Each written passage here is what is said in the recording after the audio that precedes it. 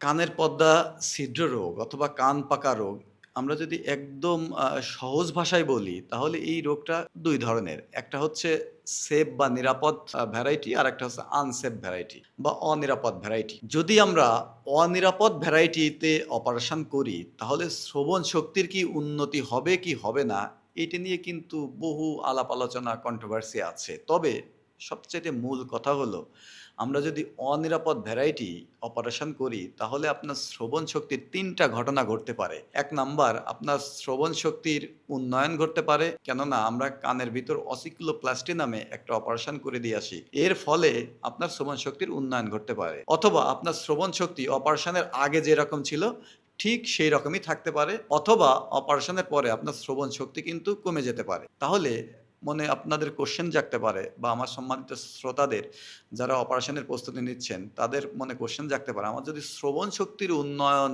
না হয় তাহলে আমরা কেন এই অনিরাপদ ভ্যারাইটি কানের পর্দার অপারেশন কেন আমরা করব?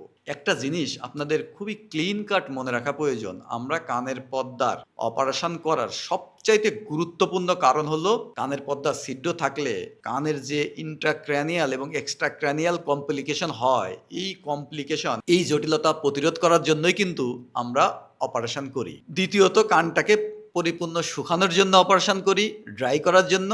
তৃতীয়ত আমাদের শ্রবণ শক্তি নিয়ে কথা কিন্তু তৃতীয়ত যে আমরা শ্রবণ শক্তির উন্নয়ন করার চেষ্টা করব। এটা উন্নয়নও হতে পারে, যেরকম আছে সেরকমই থাকতে পারে বা অর্থ কমে যেতে পারে। তবে যদি নিরাপদ ভ্যারাইটিতে শুধু কানের পর্দা ছিদ্র থাকে এই জন্য যদি আমরা অপারেশন করি তাহলে অপারেশন করলে 100% কানের শ্রবণ শক্তির উন্নয়ন ঘটে।